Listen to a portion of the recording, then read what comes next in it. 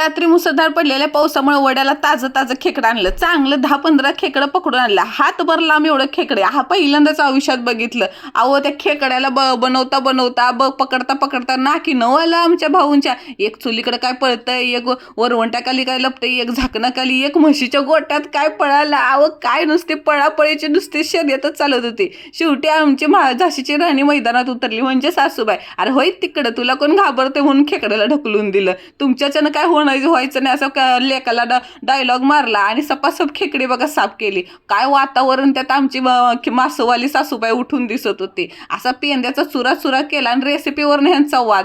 तुझी बायको येईल तेव्हा तिला सांग बनवून खायला घायला, मला काय आत्ता तुझं शिकू नका असा डायलॉग मारला आणि काही झणझणीत असा रस्सा खेकड्याचा बनवला.